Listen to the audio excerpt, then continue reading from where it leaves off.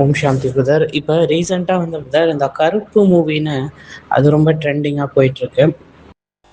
So அதில் வந்து என்ன காமிக்கிறாங்கன்னா, அந்த கருப்பு சாமி, அந்த சாமி வந்து அதுக்கு எப்படி அந்த சாமியோட ஆக்டிவேஷன் ப்ராசஸ் என்னன்னா, அந்த மிளகாவை அரைச்சி அந்த சாமி மேலே தேய்ச்சா நீங்கள் நினச்சதை நிறைவேறும் அப்படின்னு. ஸோ இதை வச்சு கூட நம்ம ஒரு டாபிக் போடலாம். ஏன்னா ஒரு வானிலை பாபா என்ன சொல்றாருன்னா, 3 பாட்டும் நீங்க ப்ளே பண்ணணும். Master Brahma, master Vishnu, master Shankar. அதாவது அமிர்த வேலை டயத்துல நல்ல சங்கல்பத்தை கிரியேட் பண்ணணும். மேபி ஒரு சங்கல்பமா கூட இருக்கலாமே, இன்னைக்கு ஃபுல்லா எல்லாரையும் ஆத்மான்னு பாப்பான் அந்த ஒரு சங்கல்பம். அப்புறம் ஃபுல் டேவும் அதை விஷ்ணுவாய் பாலனை பண்ணணும் அந்த சங்கல்பத்தை. அப்புறம் நைட் நேரத்துல நம்ம சங்கராய், மாஸ்டர் சங்கராயி, இதுக்கு நடப்புற ஏதாவது தடங்கள் வந்தது, அதுக்கு தடையா ஏதாவது இருந்தது, பழைய சன்ஸ்கார் இருக்குன்னா அது சங்கராயி அதை நல்லா யோகா பண்ணி அதை அழிச்சிடணும் அப்படின்னு. ஸோ இதில் பாபா என்ன ரிசல்ட் சொல்றாருன்னா, குழந்தைங்க ஃபர்ஸ்ட் இதில் வந்து மோஸ்ட்லி எல்லாரும் பாசன் மாஸ்டர் பிரம்மாவாய் நல்ல சங்கல்பம் சொல்றீங்க, பாபாக்கே காலையில் கேட்கும்போது சந்தோஷமா இருக்கும் அமிர்த வேலையில.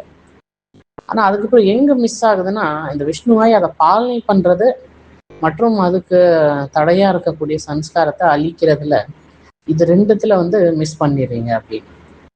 ஸோ அதனால கடைசியில வந்து காளி ஸ்வரூபம், சக்தி ஸ்வரூபம், அது மேல அந்த விக்ரால ரூபம் எடுத்து, அந்த படத்துல அப்படிதான் காமிச்சிருக்காங்க. கருப்பு படத்துல அந்த கடைசியில அவர் வந்து அந்த விக்ரால ரூபம் எடுத்து அப்படியே ஆடி அந்த கத்தி எடுத்து அவங்க தலையை வெட்டிடுவாரு. ஸோ அந்த மாதிரி எனக்கும் பாபாக்கும் நடுப்புற எந்த ஒரு விஷயமா வந்தாலும் அந்த விஷயத்த வந்து அப்படி ஒரு கத்தி எடுத்து ஒரே வெட்டா வெட்டிடுங்க. ஸ்தூல சூக்ஷமா வர செலவில் அதை வெட்டிடணும். அது மேல வந்து கருணைப்பட்டு இருக்கக்கூடாது. ஸோ இது ஒரு விஷயம். இன்னும் ரெண்டாவது விஷயம் என்னன்னா, இப்ப தமிழ்நாடு ஃபுல்லா, தமிழ்நாடுன்னு இல்லை, வேர்ல்டு வைடாவே இது வந்து பிரச்சனையா இருக்கு.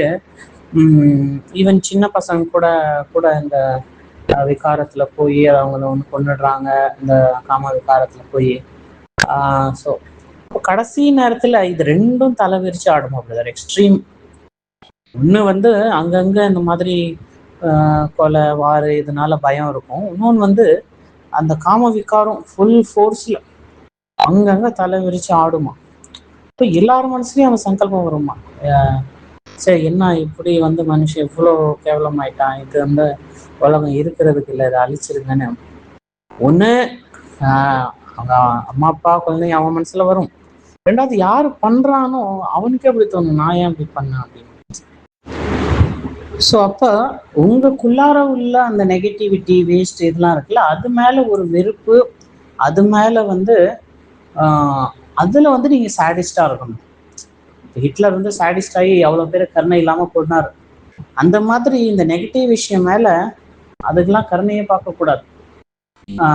அந்த மாதிரி நெகட்டிவ் விஷயத்து மேல நம்ம வந்து விக்ரால் ரூபம் எடுக்கணும். ஒரு விஷயம் பண்ணக்கூடாதுன்னா அது என்னன்னாலும் நான் பண்ண மாட்டேன் அப்படின்னு அதுக்கு வந்து நம்ம அந்த மாதிரி ஆயிடணும், ஸ்ட்ராங் ஆயிடணும். அது மேல கருணை போடுவோம். சரி இன்னைக்கு பண்ணிக்கலாம், நாலுன்னு பார்த்துக்கலாம் அப்படின்னு இல்லாம அது ஸ்ட்ரிக்டா இருக்கணும். ஸோ அதனால இப்போ கடைசி நேர பாட்டு இந்த சங்கருக்கான பாட்டு. ஸோ ஈவன் வெளி உலகத்துலேயும் நிறைய பேருக்கு நான்-வீகேஸ்க்கும் இந்த ரெண்டு கலை இருக்கு. மாஸ்டர் பிரம்மாயி நல்ல நல்ல விஷயங்கள் படைக்கிறாங்க. ஈவன் நியூ இயர் அன்னைக்கு பார்த்துட்டிங்கன்னா நிறைய பேர் எல்லாரும் இந்த ரெசல்யூஷன் எடுப்பாங்க, இந்த வருஷம் இது பண்ணலாம். அதுல 90% பேர் வந்து ஃபர்ஸ்ட் மாசத்துல இதாயிடுறாங்க. அதுலயும் வந்து அந்த 10%லயும் 5% பேர் அடுத்த மாசத்துல இதாயிடுறாங்க. ரொம்ப சிலர் தான் அந்த இது வரைக்கும் ஜெயிக்கிறாங்க அப்படின்னு.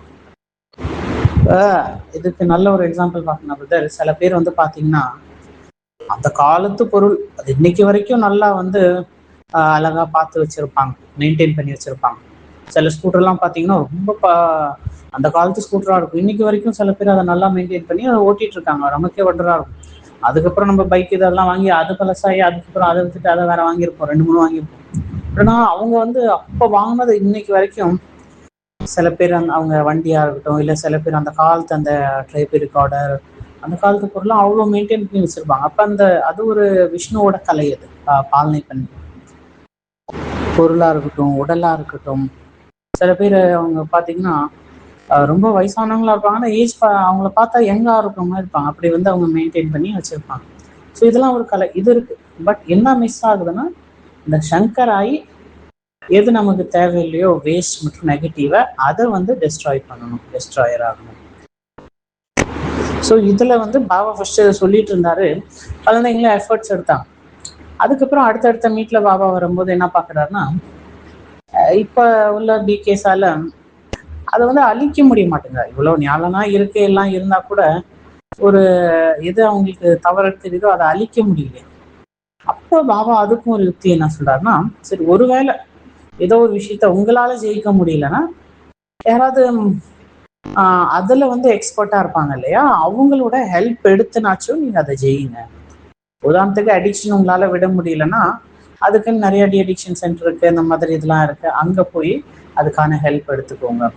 அந்த மாதிரி நோய் இதெல்லாம் இருக்கு, அதை உங்க யோகா சக்தியால அதை ஜெயிக்க முடியலன்னா அதுக்கு தேவையான டாக்டரை பாருங்க, மருந்து இதெல்லாம் பாருங்க அப்படின்னு.